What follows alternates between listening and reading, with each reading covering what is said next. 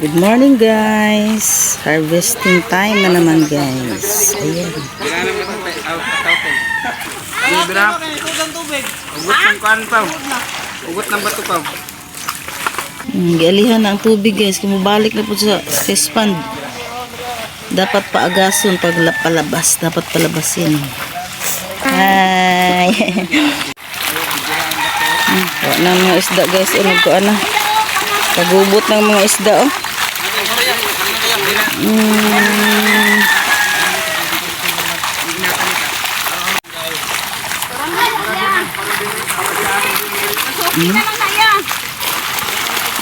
Daghan isda ning harvest na karon guys kay 25,000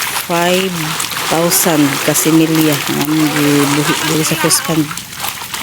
So daghan ni karon.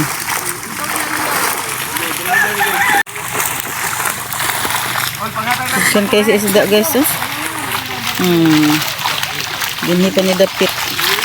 Dire balingon na po dapit o kada mata ng isda daghan.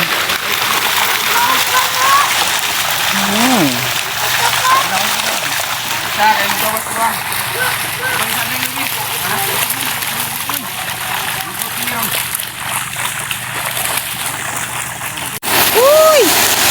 Ano? Uy! Ano? Yan. Grabe, uy!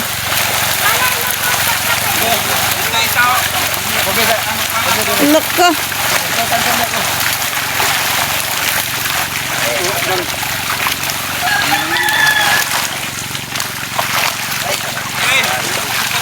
Ulbo.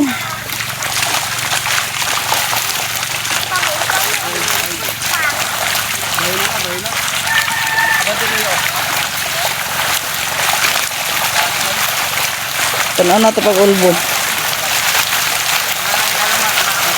Yan.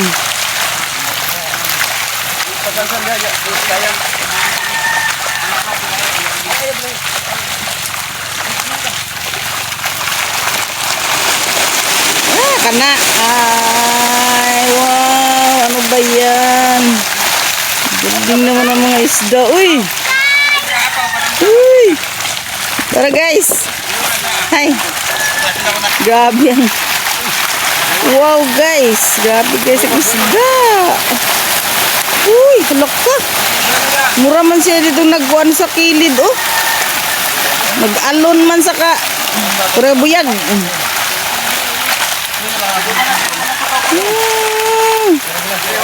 Ini nga highlights when nindot oh.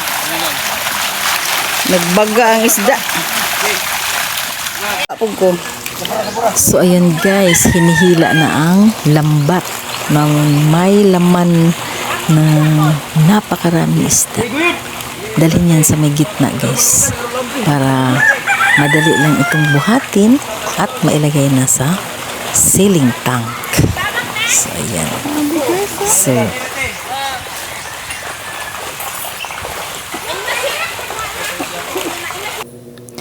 So yan ang sealing tank na naglalaman ng 250 kilos bawat isa.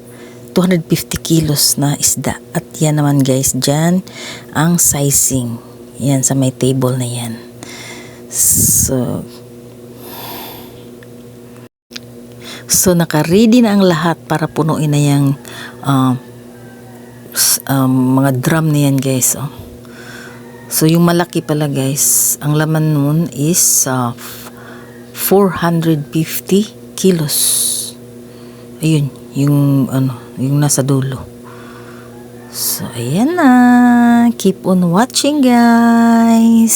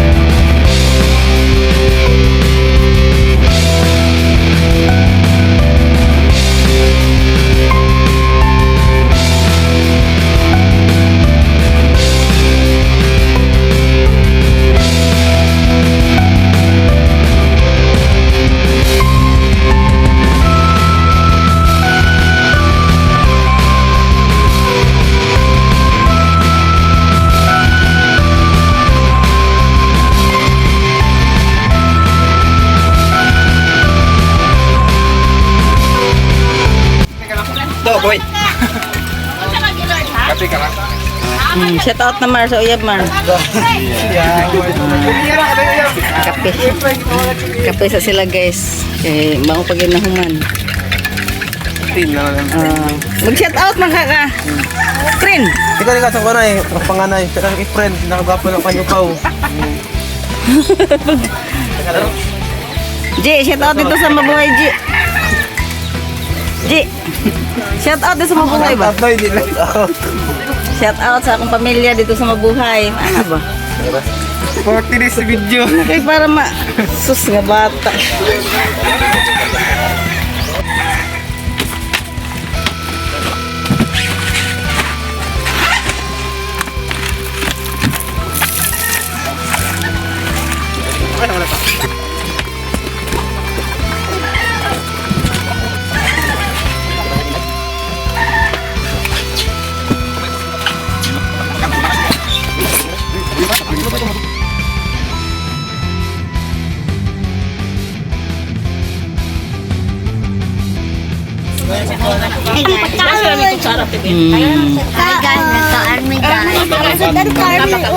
Kaon sa ta guys.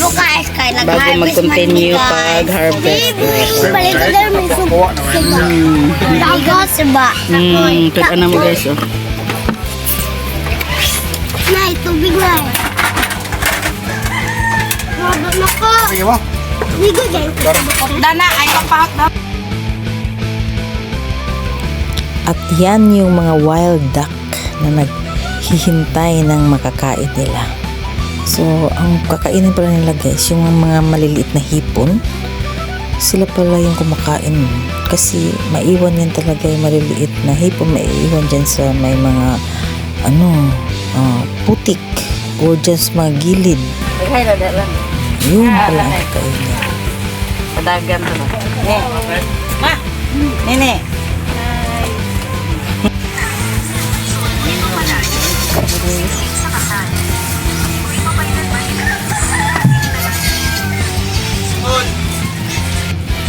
So, continue na to? itinimbang Tribal? ng buyer. Yes. Okay. At itinaboy nila guys yung mga natirang isda kasi nag-low tide na. Kaya yung tubig, yung current ng tubig mabilis lumabas. Siyempre, sa tulong na rin ng water pump. So, ayan yung mga isda guys. Pinupush nila papunta sa may malaking net para mahuli na lahat. Ayan.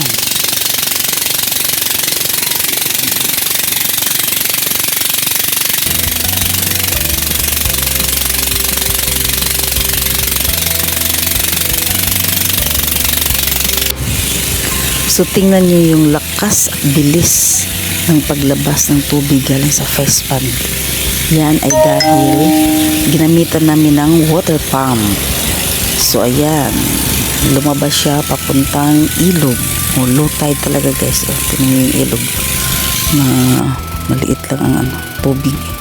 So, yan. Pag mag-high tide naman guys, papasukin namin ulit yung tubig papunta sa face pond.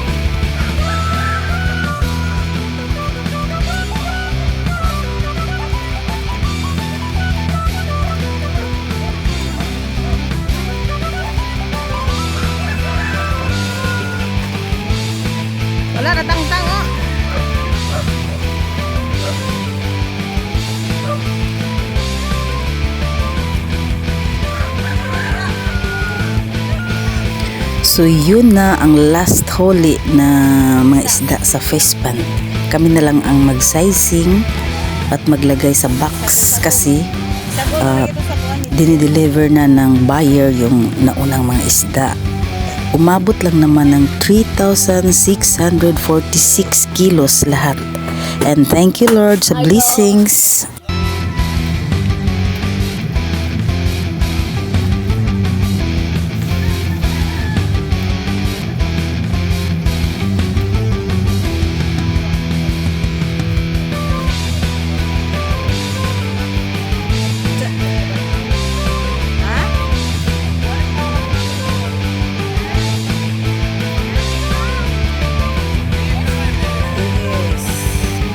Thank you guys for watching. Sana nag-enjoy kayo. Bye-bye. God bless us all. Bye guys.